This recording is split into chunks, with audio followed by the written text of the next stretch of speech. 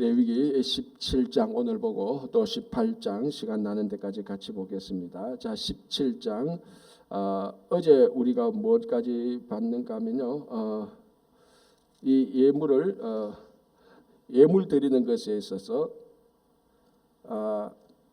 17장 1절에서 9절도 같이 한번 봐야 되겠습니다. 17장 1절에서 9절 제가 봉독 안 했는데요. 17장 1절에서 9절을 우리 같이 봉독하고 난 다음에 이 말씀을 또 좀 계속해서 보겠습니다. 제가 10절부터 했는데 17장 1절에서 9절 우리 한번 같이 봉독하겠습니다. 제가 먼저 첫 구절 봉독하겠습니다. 1절 여호와께서 모세에게 말씀하여 이르시되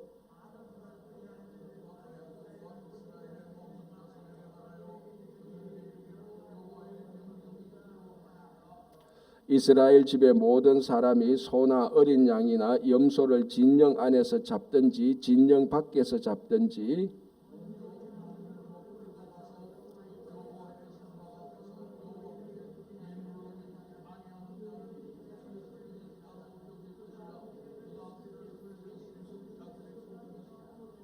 그런즉 이스라엘 자손이 들에서 잡힌 그들의 재물을 회막문 여호와께로 끌고 가서 제사장에게 주어 화목제로 여호와께 드려야 할 것이요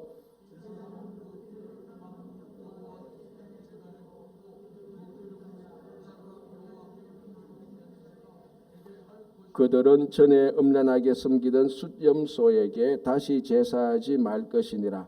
이는 그들이 대대로 지킬 영원한 규례니라.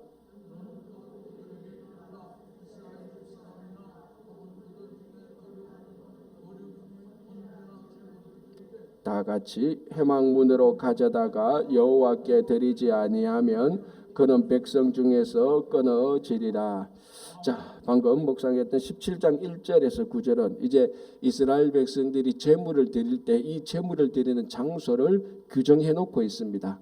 이게 중요한데 왜냐하면은 이 제물을 드릴 때 아무 데서나 짐승을 잡고 아무 데서나 제물을 드리는 것은 우상 숭배하고 같아질 수 있다라고 오늘 말씀해주고 있거든요. 자, 먼저 4절 보겠습니다. 먼저 회막문으로 끌고 가서 자, 그 앞에 보면은 3절 이스라엘 집의 모든 사람이 소나 어린 양이나 염소를 진영 안에서 잡든지 진영 밖에서 잡든지 자, 이 짐승을 이스라엘 백성들이 진 안에서 잡을 수도 있고 밖에서 잡을 수도 있다는 겁니다. 이거 자체가 잘못됐다는 게 아니고 이 짐승을 잡았으면은 이 짐승을 잡는 것은 하나님께 예물을 드리기 위한 것인데 예물을 드리는 장소를 딱 지정해 놓고 있습니다. 그게 4절입니다. 먼저 회막문으로 끌고 가서 여호와의 성막 앞에서 여호와께 예물을 드리지 아니하는 자는 피 흘린 자로 여길 것이라라고 말합니다. 자, 이 피 흘린 자는 이제 좀 이따 보겠지만 그 이스라엘 진에서 끊쳐지도록 한다. 그러니까 이스라엘 백성의 모임에서 끊어낸다. 이스라엘 백성들에서 끊어낸다는 말하고 같습니다. 이게 굉장히 큰 징계입니다. 이거 우리 교회법으로 하면 파면시키는 거거든요. 교회법에서 가장 그 교회법이 그 감옥을 넣거나 이렇게는 할 수 있는 교회법은 아니지 않습니까? 교회법에 있어서 가장 강력한 법은 파면시키는 겁니다. 나가게 하는 겁니다. 지금 이스라엘 백성들이 하나님 앞에서 예물을 드리는데 예물 드리는 장소를 자기 마음대로 해서 장소를 드리면 그거는 이스라엘 진에서 끊쳐진다니까 오늘날 교회에서 파면시킨다라고 같은 의미입니다. 그게 굉장히 중요한 징계죠. 이 예물 드리는 장소 그를 하나님께서 지정해 나오는데 그게 어딘가 하면 여호와의 성막 앞에서 예물을 드리라는 겁니다. 나는 보니까 이곳이 더 좋은데 야 이곳에 우리가 더 좋은 제단을 쌓고 여기서 우리 예물 드리자. 그게 안 된다는 겁니다. 지금 계속해서 레위기를 통해서 중요하게 나오는 것이 왜 이렇게 규정들이 자세하게 나오느냐. 꼭 이것까지 얘기해야 되느냐라고 말할 수 있겠지만 하나님께서는 그것까지 얘기해서 이스라엘 백성들이 철저히 하나님의 방법대로 하나님께 예배를 드리고 하나님의 방법대로 하나님의 방법대로 삶을 살아가도록 하나님께서 이스라엘 백성들을 훈련시키는 겁니다. 그래서 예물을 드릴 때에도 성막 앞에서 예물을 드려라 이렇게 얘기를 하는 겁니다. 그렇죠? 그러니까 이게 어디에서 예물 드리는 게 굉장히 중요한 거죠. 자, 그런데 이렇게 성막 앞에서 예물을 드리라고 말하는 중요한 이유가 나옵니다. 자, 그게 7절을 보시기 바랍니다.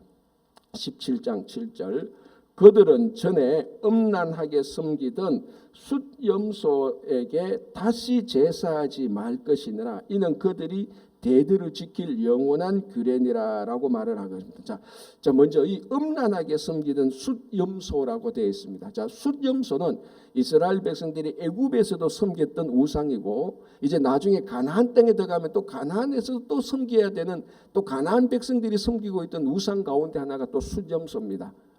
그러니까 이게 이제 18장에도 나오겠지만 이스라엘 백성들이 가나안 땅에 들어가서 해야 될 것은 애굽도 아니고 가나안도 아니고 하나님의 백성으로 살아야 될 것을 얘기하고 있거든요.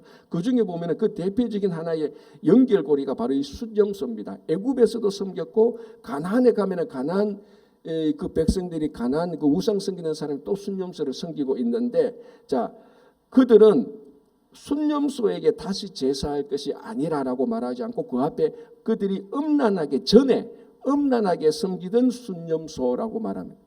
그러니까 이게 이스라엘 백성들이 애굽에서 이 숫염소를 섬겼든지 아니면은 이 지금까지 레위기에 나오면서 이스라엘 백성들이 광야에 나와서 지금 기록을 하고 있는데 이게 기록에는 되지 않았지만은 살짝 어떤 사람들이 광야에서도 나와서 애굽에서 섬기던 숫염소를 섬겼을 가능성도 있습니다. 이 문구로 봤을 때 전에 너희들이 음란하게 섬겼던 숫염소를, 자, 이렇게 해놓고 또 이 숫염소 앞에서 음란하게라고 말을 합니다. 아니, 숫염소를 어떻게 음란하게 섬기죠?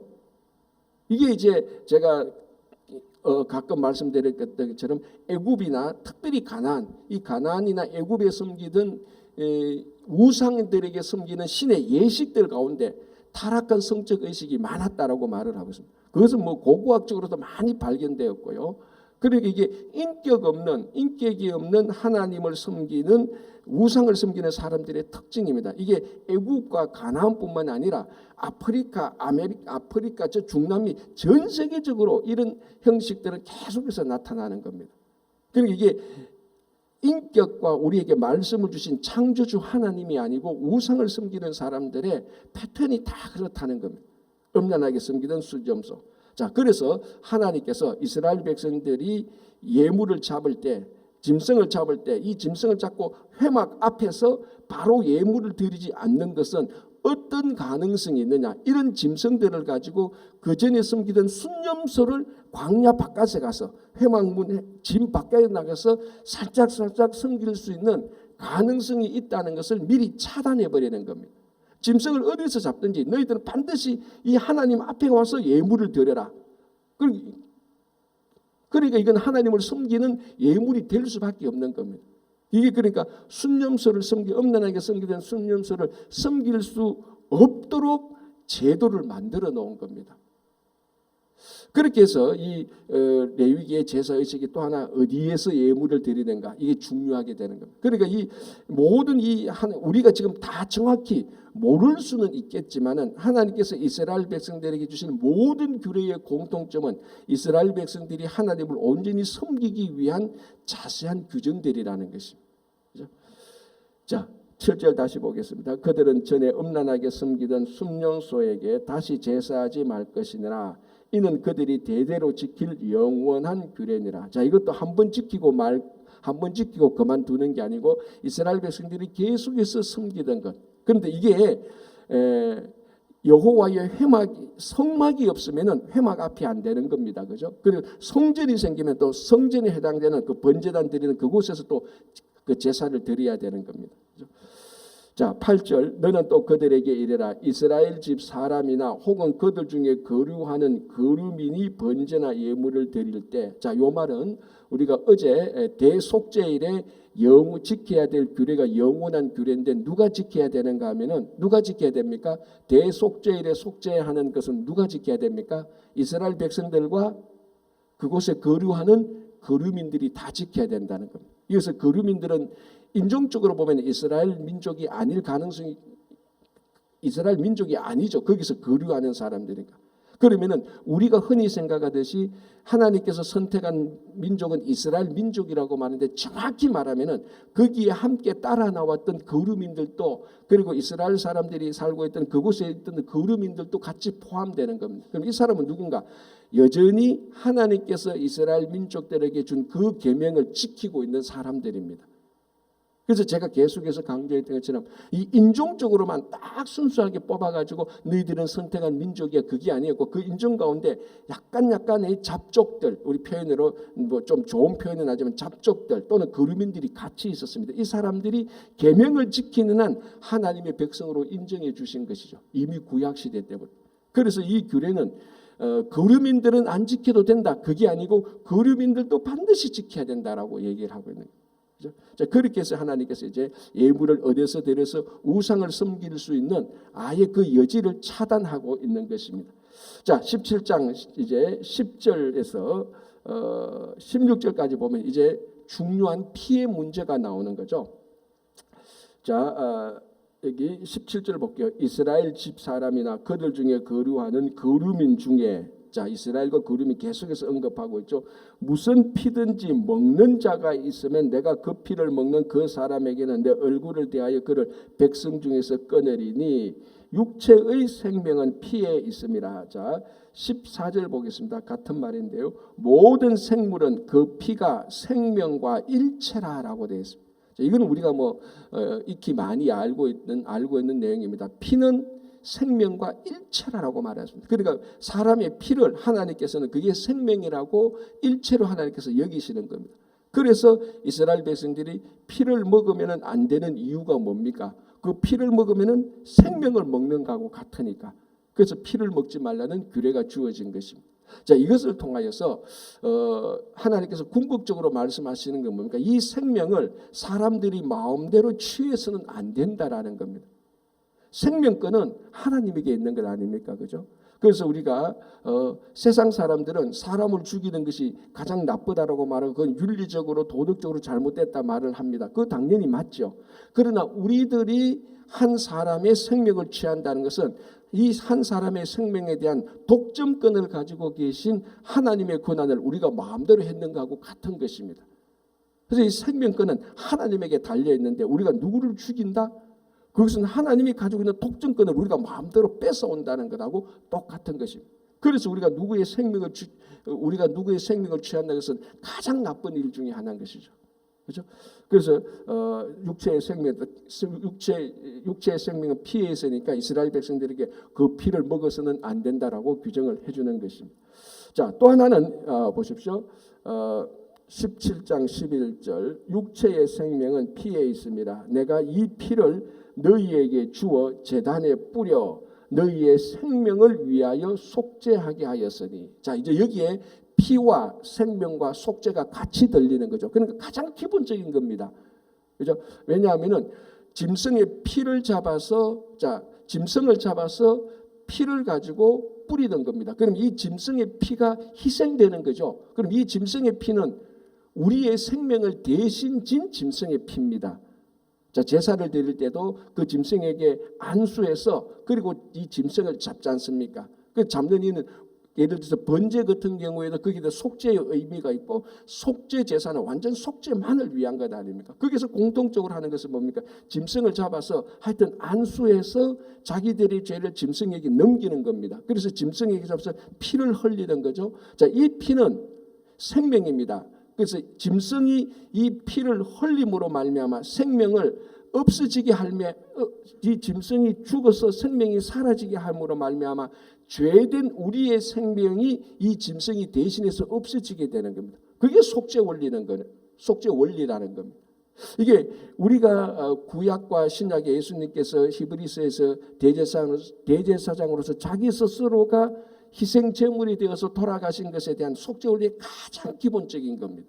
이게 의외로요. 성도님들하고 얘기해 보면은 왜 피가 우리를 속죄하죠? 예수님의 피가 왜 우리를 속죄하죠? 라는 것을 궁극적으로 물으면은 왜 그렇지? 그냥 그 얘기는 많이 들었는데 바로 그 이유가 여기 있습니다. 피에는 생명이 있고 우리의 생명이 예수님께서 대신 그 생명을 없애버리면 예수님께서 생명을 스스로 죽어버리는 말미암아 우리의 죄된 생명을 대신 죽으시기 때문에 우리의 생명이 죽는 거하고 마찬가지입니다. 죄된 생명. 그래서 이 짐승을 잡아서 피를 흘려서 우리 대신 짐승이 죽는 겁니다. 우리 대신 우리 생명을 대신 가져가는 거죠. 그래서 속죄가 이루어지는 것입니다. 이게 가장 기본적인 것이죠. 그래서 우리가 이게 성경을 보면은 우리가 믿는 구원의 원리라는 것이 이게 그냥 뭐 막무가내로 믿으라는 것은 굉장히 우리말로 하면 합리적이고 근거가 있는 겁니다.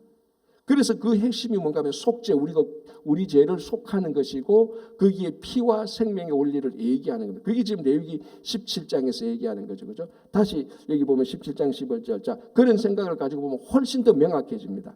17장 11절. 육체의 생명은 피에 있음이라 내가 이 피를 너희에게 주어 제단에 뿌려 너희 생명을 위하여 속죄하게 하였나니 생명의 피에 있으므로 피가 죄를 속하느니라.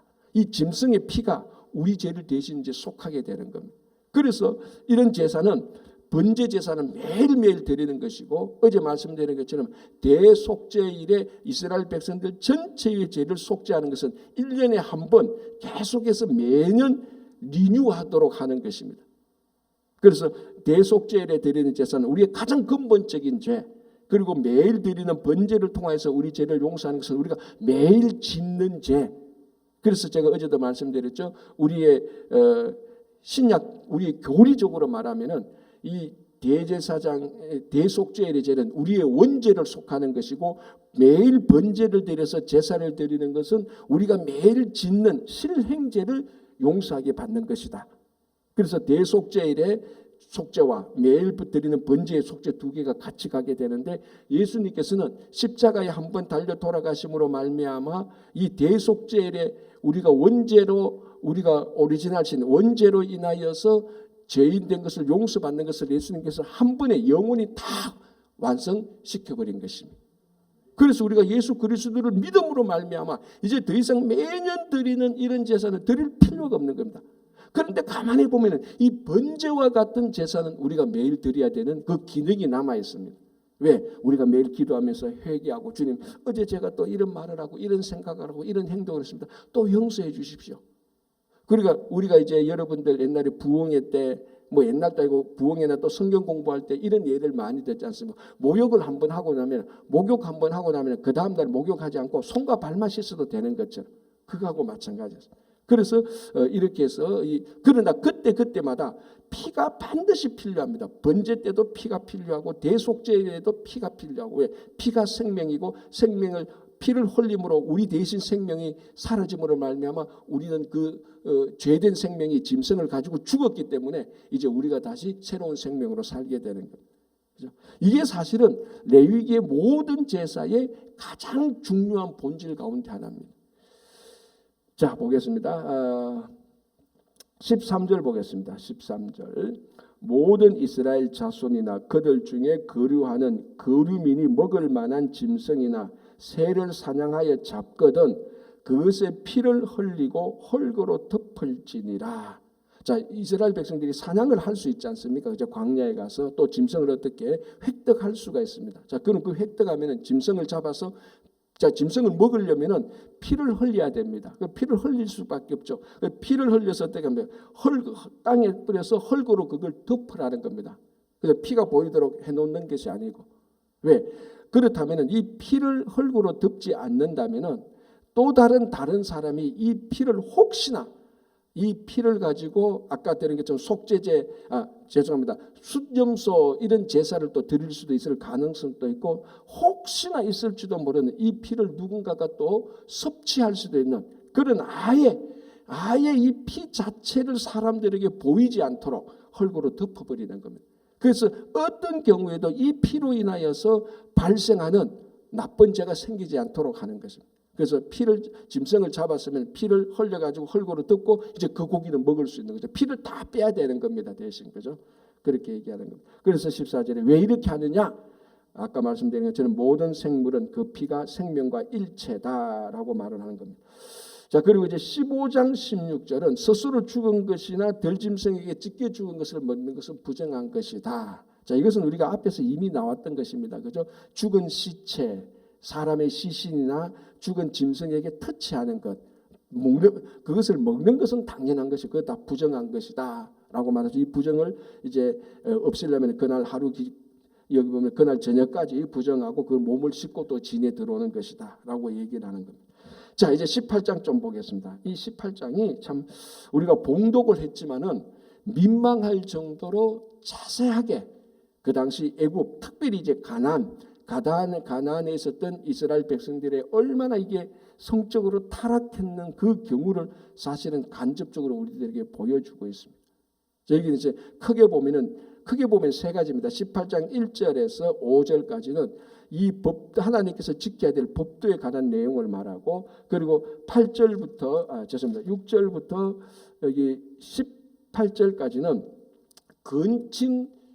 근친으로 인한 성적 관계를 금지시키는 것이고, 그리고 이제 19절부터는 그 당시에 있었던, 그러니까 이 근친으로 인한 성적 관계를 금지시키는 것은 자기 가족 내부에서 일어난 잘못된 성적 관계를 금지시키는 것이고, 그리고 19절부터는 가족 밖에서 일어났던 잘못된 성적 관계를 하나님께서 금지시키는 것입니다. 근데 이게 굉장히 자세하게 나왔다는 겁니다. 디테일하게. 그냥 우리처럼 제가 방금 말씀드린 것처럼 너희들은 그 가족 안에서 근친 간의 결혼이나 근친 간의 성적 관계를 해서는 안 된다. 이것이 여호와의 명령이다.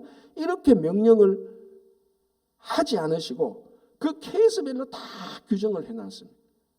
그리고 제가 방금 말씀드렸잖아요. 너희들은 그 가족 밖에 나가서는 잘못된 성적 관계를 해서는 안 되고 타락하고 부패한 성적 관계를 가져서는 안 된다. 이렇게 말하지 않고 그것도 케이스마다 다 해놓은 겁니다.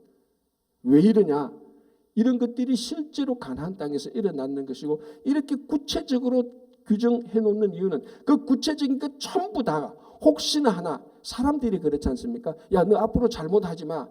이렇게 말하면은 잘못하지 마라는 것인데 무엇이 잘못인가를 모르는 경우가 많습니다. 헷갈릴 때도 있죠. 잘못하지 말았는데 이것이 잘못, 이렇게 하면 잘못하는 건지 안 하는 건지 헷갈릴 수가 있습니다. 쉽게 말하면 추상적으로 들으면은 구체적으로 무엇을 어떻게 해야 될지 헷갈리는 경우가 사람들이 굉장히 많습니다. 그래서 그 상황이, 그 계명이 중요하면 중요할수록 계명은 어떤 특징이 있습니까? 구체적이 자세하게 얘기를 하는 겁니다. 크게, 그러니까 모든 법들이 다 그랬습니다. 명령들이 다 그랬습니다. 그 명령이 중요하면은 그 명령에 대한 전체 명령을 하나 주고 그 전체 명령에 대한 구체적인 케이스를 다 설명합니다. 왜? 정말 이거는 범해서는 안 되기 때문에 케이스를 다 설명합니다. 그래서 보통 군대에서도 보면은, 그리고 다른 공동체에서도 보면은 상사가 그 군대 상급자가 하급자에게 명령을 줄 때는 야, 내일부터는 일을 열심히 해. 이거는 듣는 사람은 내가 열심히 하지 뭔지는 모르는 겁니다. 그런데 정말 열심히 해야 될 때가 중요하다면 뭡니까? 1. 이거 청소 열심히 해. 청소도 책상 위에다 열심히 하고 책상 밑에도 하고 복도 1번 복도 2번 복도 열심히 다 닦아. 아주 구체적으로 얘기를 합니다.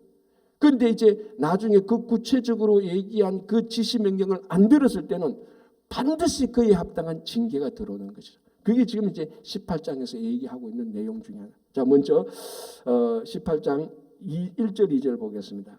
여호와께서 모세에게 말씀하여 이르시되 너는 이스라엘 자손에게 말하여 이르라.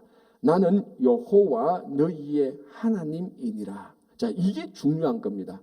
자, 이제 앞으로 하나님께서 많은 규례들을 명할 것인데 이스라엘 백성들이 이렇게 물을 수 있습니다. 야, 이런 계명들을 우리가 왜 지켜야 돼? 야, 우리가 가나안 땅에서 살다 보니까 이런 계명을 도저히 못 지켜서 가나안 사람들 다 이렇게 살아. 왜 우리가 이 계명을 지켜야 돼? 라고 말하면은 간단하게 말할 수 있습니다. 뭡니까? 어떻게 말하면 됩니까?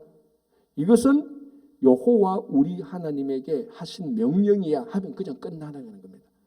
자, 그러면은 여호와 하나님의 명령이라고 말을 하면 여호와 하나님의 권위가 절대적이어야 되는 겁니다. 자, 여러분 군대에서 계급 높은 사람이 계급 그 낮은 사람한테 지시할 때 그 계급 낮은 사람이 그 계급 높은 사람의 명령을 왜 순종해야 됩니까? 군대에서는 계급이 절대적인 권위이기 때문에 그렇습니다. 군대에서 이 사람이 내보다 더 잘났니, 공부를 더 잘했니, 더 부자니, 인물이 더 좋니, 키가 적으니, 그거는 군대에서 아무런 권위가 없습니다. 군대에서 오직 절대적인 권위는 뭡니까? 계급입니다. 계급. 그게 절대적인 권위가 있으니까 상급자가 하급자에게 명령하면은 그 때로는 자기가 생각할 때도 그 명령이 부당하다 할지라도 계급이 절대적인 권위이기 때문에 거기에 순종해야 되는 겁니다. 오늘 18장에서 이스라엘 백성들한테 이제 앞으로 이스라엘 백성들이 어떻게 보면 도전을 받게 될 명령을 하는 겁니다. 이런 거 하면 안 돼, 하면 안 돼, 하면 안 돼라고 말하는데 나중에 사람들이 투덜거릴 수 있을 겁니다. 왜 이것까지 해야 돼? 라고 말하면은 이것은 절대적인 권위를 가진 여호와 하나님의 명령이야 라고 하기 위해서 여호와 하나님이라고 자기 자신을 이 명령을 내리는 절대적인 권위자를 드러내 주는 겁니다. 자, 나는 하나님이라 말하지 않고 여호와 하나님이라고 말합니다. 자, 가끔 보면요, 하나님, 자, 여호와하고 하나님이 뭐가 다른지는 알잖아요, 그죠? 하나님은 그냥 신이에요. 그러니까 쉽게 말해서 다른 종교에도 하나님은 다 있어요. 신은 다 있다고요. 자기들이 믿는 신. 자, 오해하면 안 됩니다. 목사님이 다른 종교도 하나님 다 있다. 이게 또 무식해가지고 이제 그걸 질문하면 그걸 소문 퍼뜨리면 무식하다는 표시예요. 여기서 하나님이라는 것은 신을 말하는 겁니다. 모든 종교의 신들은 다 있죠. 우상이라서 그렇지. 그러나 이 구약에서 이스라엘 백성들에게 하나님이라고 하면 이 하나님은 어떤 하나님입니까?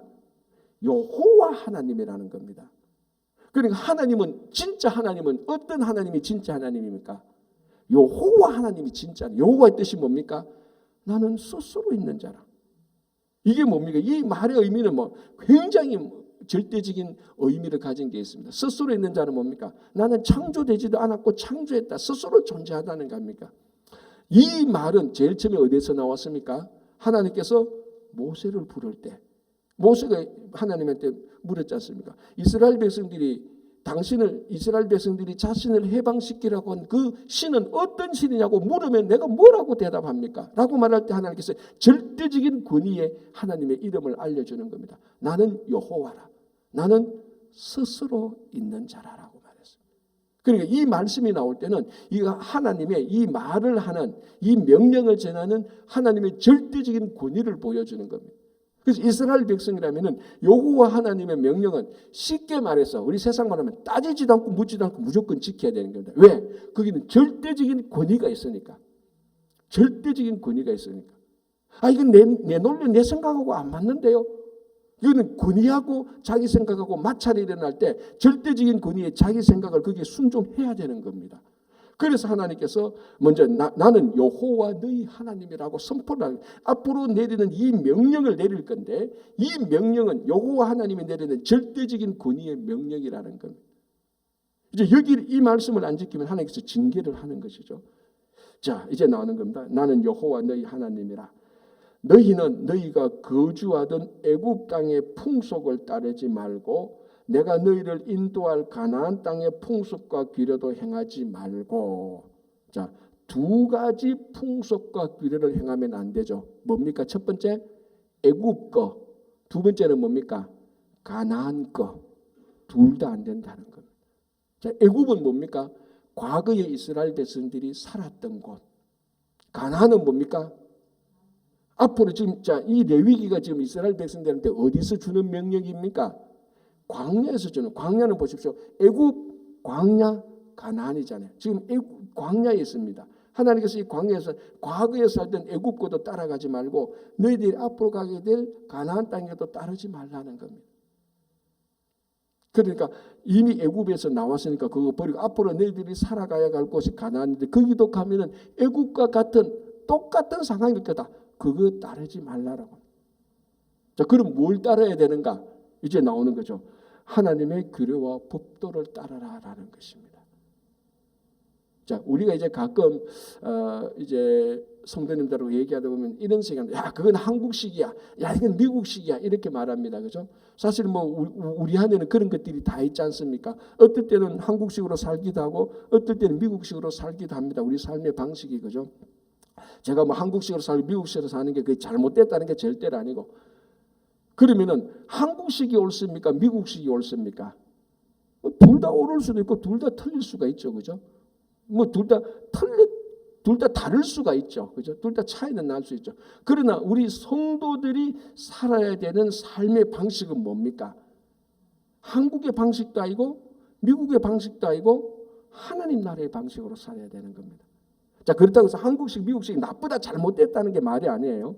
그러나 우리 성도의 가장 기준이 되는 삶의 방식은 하나님 나라의 삶의 방식이지, 과거에 살았던 그 뭡니까? 한국의 방식, 그게 절대적인 기준이 되어서는 안 되죠. 우리가 살고 있는 미국의 이 방식도 절대적인 기준이 되어서는 안 됩니다. 우리의 절대적인 기준 삶의 방식은 하나님 나라의 방식입니다. 이것이 때로는 하나님 나라 방식으로 살다 보면 때로는 한국의 방식하고 마찰도 생길 수가 있고 미국의 방식하고도 마찰이 생길 수가 있습니다. 그때 우리가 뭘 기준으로 해야 되느냐? 하나님 나라의 방식으로 우리는 살아야 되는. 그런데 이게 쉽지 않다는 겁니다. 사실은. 그죠? 자, 제가 지난 주일날 우리 에스라 보면서 이런 얘기를 들었습니다. 이스라엘 백성들이 출애굽을 하고 광야에 와서 살았습니다. 출애굽했습니다. 그죠? 그런데도 광야에서 사는 이스라엘 백성들은 여전히 애굽의 방식대로 살고 있었습니다. 그들의 생각이나 감정이나 여전히 노예 방식이 많이 드러났다고요. 이제 우리 앞으로 민수기 보고 하면요. 아니 이게 이스라엘 백성들이 애굽에 살던 노예라고 할 정도로, 그리고 실제로 또 그렇게 말하지 않습니까? 우리가 애굽에서 먹던 고기 내놔라고 말을 합니다. 애굽에서 먹던 그 채소 그런 거 내놔라는 거죠. 만나고 매출하게 징글징글하다는 겁니다. 광야에서 하나님의 백성이면 하나님의 양식을 먹어야 되는데 그 양식 먹고 쓰고 애굽 거 달라고 그렇게 많이 하잖아요. 그죠? 애굽에서 나왔는데 애굽식으로 삽니다. 왜 그랬죠? 제가 그때 설교할 때 자기 속에 있는 애굽에서는 못 나왔거든. 이게 중요한 거죠. 몸은 애굽에서 나왔는데 자기 속에 있는 애굽에서는 아직 못 나왔습니다. 그래서 하나님께서 자기 속에 있는 애굽에서 나오기 위해서 40년간 계속해서 강연 훈련시킵니다. 여러분 한번 생각해 보세요. 사실 다 아시다시피 지리적으로 보면 애굽에서 가나안까지요 3주만 하면 다 가요. 아무리 늦어도, 아무리 잡아도 한 달 있으면은 그 어린애까지 데리고 다 갈 수 있습니다. 그걸 40년 동안 방황하게 하지 않습니까?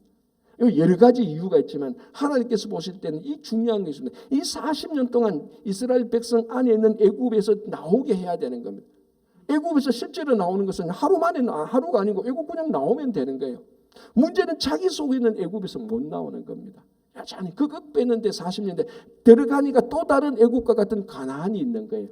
또 그거하고 또 싸워야 되는 거예요. 그래서 오늘 하나님께서 이스라엘 백성들에게 애굽 땅의 풍습도 따르지 말고 너희들이 살 가나안 땅의 풍습도 따르지 말고 지금 하나님께서 이스라엘 백성들이 주는 이 율법, 즉 하나님의 말씀대로 따라 살아라라는 것입니다.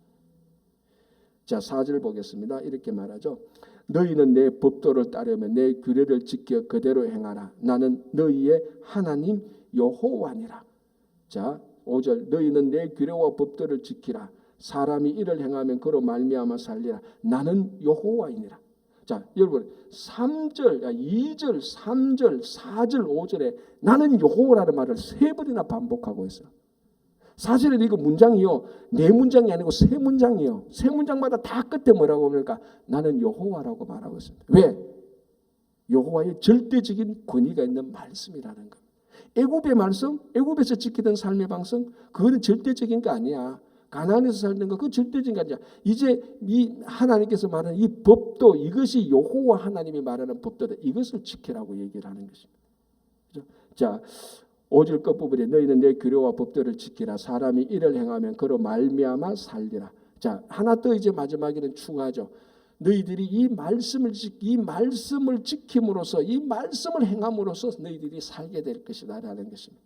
자, 이 2가지 의미를 우리가 생각해 볼 수 있습니다. 첫 번째는 우리가 어떻게 살 것이냐, 방식이죠. 우리가 하나님의 말씀으로 살 것이라는 의미도 있고요. 또 하나는 하나님의 말씀으로 살면은 어떻게 될 것이냐. 우리가 이 법도를 지키면 어떻게 될 것이냐라는 겁니다. 결과를 말하는 거죠. 그거는 너희들이 영원히 살게 될 것이라는 겁니다. 그리고 우리가 하나님의 말씀으로 살아야 되고, 그리고 이 말씀을 지키면 영원히 살게 될 것이라고 말합니다. 그리고 우리 삶과 우리가 살아가는 이유와 결과는 하나님의 말씀하고 절대적으로 일치하고 있습니다. 성도들이 살아야 될 것은. 그래서 구약 성경에서 계속해서 징글징글할 정도로 말씀을 지키라, 말씀을 지키라, 말씀을 지키라라고 말합니다. 자, 이제 실제로 구체적인 명령이 들어갑니다. 아니 여호와라고 말씀하면서 도대체 우리가 금지해야 될 게 뭐냐라고 쫙 화면을 펴는데 보면은 이게 이제 가나안 땅에서 있었던 아주 추한 가족 내에 있었던 잘못된 성적 관계를 말하는 겁니다. 근친 관계의 케이스를 다 정확하게 이렇게.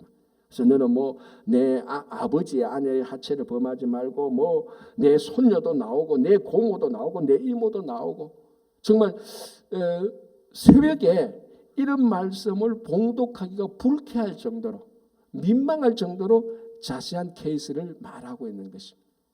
이 부분은 가족 안에서 잘못된 성적인 관계, 그리고 이 후반부는 가족 밖에서 잘못된 성적인 관계, 케이스를 다 얘기합니다. 자, 그만큼 앞으로 가나안에 들어가면은 성적으로 타락하고 부패한 삶이 너희들이 기다리고 있을 것이다 라고 얘기를 하는. 그리고 이런 것들 너희들이 애굽에서 경험했지 않느냐라는. 자, 여러분 지금 역사가들의 말에 의하면입니다.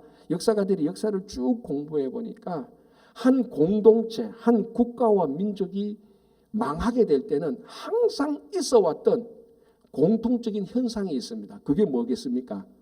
성적인 타락과 부패였어요. 물론 이것만으로 그 국가가 타락하고 그 국가가 무너졌다는 건 아니지만 공통적으로 드러난 겁니다.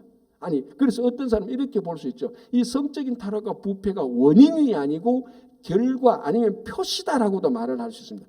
제가 볼 때 둘 다 맞는 것 같아요. 한 국가가 타락한 것은 성적인 타락으로 인하여서 국가가 망할 수도 있고, 그리고 이 국가가 지금 타락하고 망했다는 표시로서 드러나는 것이 이 성적인 타락과 부패입니다. 그 어느 것이 맞냐? 저는 볼 때는 둘 다 맞다고 생각해요. 이 성적인 타락과 부패가 이루어지면 제일 먼저 무엇이 위험해집니까? 가정이 위험해지죠. 가정이 다 깨어지지 않습니까? 여러분, 모든 국가와 모든 공동체의 가장 기본적인 공동체가 가정 아닙니까? 이건 하나님께서 친히 세운 게 가정입니다. 그죠? 하나님께서 친히 세운 게 가정과 교회 아닙니까? 그래서 성적인 타락과 문제가 생긴다는 것은 가정이 무너진다는 말하고 똑같습니다. 가정이 무너진 국가와 어떤 사회 공동체는 그거 다 무너지는 것이죠. 이게 지금 원인이라는 말도 맞고 결과는 뭡니까? 그 국가와 그 공동체가 성적인 타락과 부패가 있다면 이건 썩었구나라는 겉으로 드러나는 표시입니다. 그건 우리가 성경에서 계속해서 많이 나타나졌어요. 가장 대표적인 제일 사실은 가만히 보면 노아 시대 때 그렇습니다. 하나님의 아들들이 여자의 아름다움을 보고 사람의 딸들의 아름다움을 보고 자기 마음대로 취했더라. 이것도 자세하게 디테일하게 말은 안 했지만 성적인 타락과 부패가 나타나거든요. 그래서 하나님께서 물로 심판을 다 해버렸지 않습니까? 그리고 또 뭡니까? 소돔과 고모라, 우리 뭐 너무나 잘 아는 소돔과 고모라. 그러니까 하나님께서 불로 심판을 다 해버렸다는 것이죠. 그리고 이스라엘 백성들 나중에 우리가 잘 아는 대로 남유다 북이스라엘 그 멸망할 때도 이런 현상들이 다 나타났다는 것이죠. 그러니까 하나님께서 그래서 이 가나안 때 들어가서 구체적인 성적인 케이스를 얘기하면서 이렇게 말하고요. 이것이 또 실제로 보면요, 이 6장에서 보면은 모든 이 성적인 잘못된 성적 관계의 피해자는 남자보다는 여자입니다. 또 그럴 수밖에 없는 그 당시에는 모두가 다 가부장적 사회고 또 이 사람들이 지금 광야에서 살기 때문에 유목민입니다. 유목민 같은 경우는 정착되고 안전한 보호 장치가 있는 그 가정에서 사람들이 살지 못합니다. 굉장히 보호 장치가 허술하죠. 왜냐하면 빨리 옮겨야 되니까. 이럴 때 항상 성적인 위험에 노출되는 것은 여성들입니다. 그래서 하나님께서 이런 규례들을 딱 케이스마다 딱 얘기해가지고 여성들을 보호함으로 말미암아 이 잘못된 성적 관계, 근친 관계를 하나님께서 딱 금지시키는 말미암아 결과적으로는 여성이 보호받게 되는 것이고 결과적으로 뭡니까? 결혼이 더 정결하고 거룩하게 만들어가게 되는 것입니다. 이런 규례들이. 자, 그러면은 했던 말씀인데 왜 가나안은 이렇게 타락한 성적 관계가 있었냐? 이 전부 그 당시 이런 잘못된 성적 관계 중요한 원인 중에 하나는 그 우상에게 숨기는 잘못된 예식, 타락과 부패의 예식 때문에 그렇습니다. 결국은 가만히 보면요, 우리가 하나님 창조하신 하나님, 인격적인 하나님을 제대로 섬긴다면은 자동적으로 이런 것으로부터 멀어지게 되어 있습니다. 결국은 창조주 하나님, 여호와 하나님, 인격적인 하나님, 우리에게 생명을 주시고 우리에게 영원한 진리의 말씀을 주시는 하나님을 섬기느냐, 아니면 이 여호와 하나님 외에 세상의 다른 것들을 섬기느냐에 따라서 사실은 다 결정되는 거예요. 쭉 따라 올라가면은 왜 이런 일이 생겼을까 쭉 따라올 거면 원인은 딱 하나입니다. 여호와 하나님을 섬기느냐, 안 섬기냐. 거기에서 다 갈라지게 되는 거예요. 다 여기서 갈라져. 그래서 이 케이스를 제가 뭐 다 얘기할 자신도 없고, 이 케이스를 보면 전부 다 잘못된 성적 건친 관계고요. 그리고 여기 이제 후반부에 보면은 잘못된 성적 관계 가족 내에서, 여기서 보면 이제 동성애도 나오고요. 여기서 이제 그리고 짐승과의 그 수간이라고 하죠. 그런 것도 나오고요. 정말 뭐 이 새벽에 말하기 어려울 정도로 타락하고 추악한 것들이 있습니다. 가나안 땅에 가면요, 다산 풍요로움을 위해서 사람하고 짐승하고 수간하게 하는 그런 예식까지도 나온 겁니다. 그리고 인신 제사도 나오지 않습니까? 신의 노여움을 달래기 위해서 자식들을 바치는 이런 거 하나님께서 다 금지시키라고 했습니다. 왜? 여호와 하나님은 인격적인 하나님입니다. 사람을 귀하게 여기시고 그 사람 한 사람을 하나님께서 돌보아 세우시는 겁니다. 그래서 이런 잘못된 성적 관계는 전부 다 사람을 인격적인 관계로 취급하지 않고 소유물로, 물질로 대상으로 취급하기 때문에 일어나는 일들입니다. 그래서 이 글들을 보면은 하나님이 얼마나 거룩하신 분인지, 그리고 우리가 얼마나 거룩하신 하나님을 따라서 살아가게 하기를 하나님께서 원하시는지 우리에게 알려주는 것이. 우리가 특별히 이제 우리 지난 수요일부터 제의 수요일을 시작해서 지금 경건에 있어야 될 사순절입니다. 이 사순절 기간 동안에 여호와 하나님께서 우리에게 말씀하는 그 말씀 하나하나를 우리가 다 중요하게 여기고 그 말씀을 따라가 살아가는 우리들 되기를 간절히 바랍니다. 자, 오늘 토요일이니까 우리 간절히 통성으로 좀 기도하겠습니다.